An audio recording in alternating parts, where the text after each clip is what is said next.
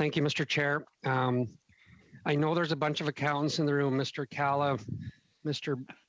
Berna, and Mr. Daniels and myself, so we could talk monetization, some of these things for probably 25 minutes, not 5 minutes. So I want to be really quick. I'm actually going to, I want to spend my 5 minutes looking at the First Nations Infrastructure Institute and monetization, if I can.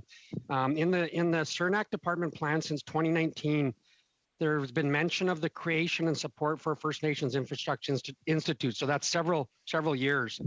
The data clearly shows that it takes 5 times longer to get a project built on a First Nation. So this is a barrier that needs to be removed. So I'm going to throw this open to any of the folks. I think Mr. Jules, you spoke quite a bit about this, but if there was one message that this committee could get in the final report to Parliament, what would it be regarding the First Nations Infrastructure Institute and how that would be beneficial? Like how can we get this across the finish line, I guess, is fundamentally my question.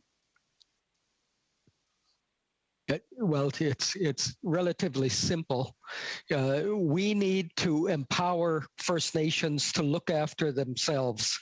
And in order to do that, we need certainty of jurisdiction, certainty of income, and for me, being a tax promoter, it's TAKSIS, so that we would have independent revenues to be able to look after the infrastructure. We also need to have clearly federal legislation. And so the message is clear. Let's move on. Of course, the preference would be to get this into the Budget Implementation Act, but I don't think that will happen. But let's move this up as a priority. Let's get this job done before the summer. Have legislation in place so that we can stand up the institution and begin to do the necessary work, because otherwise we're going to have yet another year of water that isn't potable and the lack of services within our communities. Thank you for that. I mean, we need to get this done, and I appreciate the emphasis you put on that. I am going to flip over to monetization for a second. I have about 2 minutes left. In my opinion, from kind of the numbers guy, there's clearly a correlation between the Infrastructure Institute and monetization. When we put those two pieces together, there's so many success stories that can be told or would be told out of that. As far as I understand from a prior presentation that you've made to us, Mr. Daniels and Mr. Berna, the minister has the legislative authority to sign off on a pilot project that could really show how the success of this project could be in the concept of, in that concept of monetization. Do you have any idea why that hasn't happened? I know you've been talking about this for a while.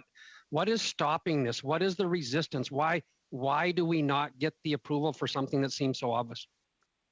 Yeah, very good question. So, simply put, what the barrier we hear all the time is there's a lack of government transfer for that. There is no funding available. There's no revenue available. But, we know that there is. And because there's $2 billion in there. You're building it slowly and slowly. With inflation this year, the cost of materials and everything is gone up really higher. Really, construction costs is increasing over inflation. So that's really high dollars we're paying. So the amount that's in the budget this year will only bill maybe 3/4 of what it did last year, and so forth. So the idea is we need to build it now, today, while we can, and take advantage of the cost today.